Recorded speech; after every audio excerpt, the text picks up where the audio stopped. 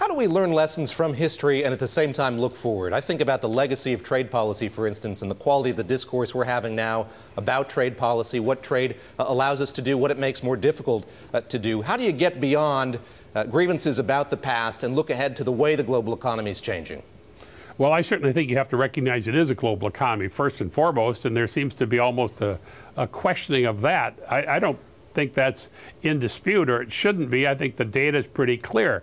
And North America in particular is highly integrated, and NAFTA has been a big reason for that integration and for the success that's come off of that. And that matters in agriculture, it matters in manufacturing. We ought to build on it, and we ought to recognize that part of trade allows you to maximize what you're best at doing and maybe minimize what you're least able or least cost-effective at doing, and it all comes together if it's done right.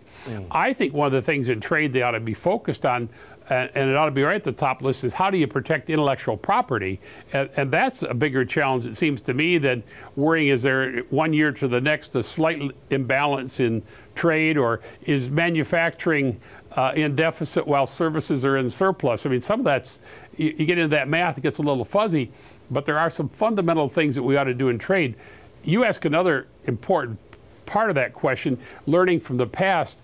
This country had, once upon a time, a very effective network of what we called trade schools and skills training, and we kind of got away from that in the last couple of decades, where we started to say, everybody, oh, go to college, and yet I talked to the president of Consumers Energy in Michigan, Patty Poppy, and here you can get a job climbing a pole, being a lineman. Those will start at $70,000. You get some training experience, work overtime, you're going to be $100,000 income. That's a pretty good job. You don't need college for that. You don't need to be in debt for that. You can get trained.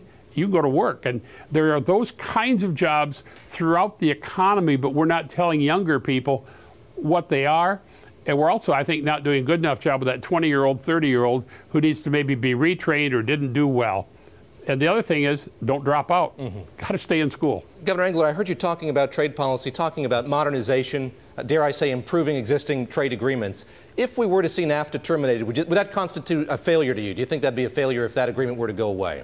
I think it'd be a very big failure. I just can't imagine that we would want to walk back. Now, I come from Michigan, where the first really international trade agreement that was important in Michigan was the U.S.-Canada Auto Pact.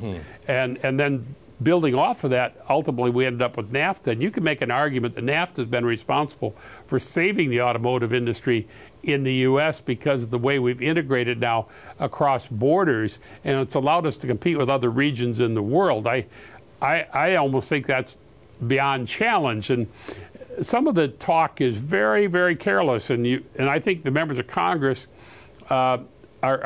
we worked with the Clinton administration actually to get NAFTA ratified back, even though it had been negotiated by President George H.W. Bush. So you had a bipartisanship approach to trade that made a lot of sense, and we need to recover that and understand what is really important and what matters. And you just can't throw this stuff away and end up being a competition where the low-cost provider wins, because I don't think that works for the U.S. at all.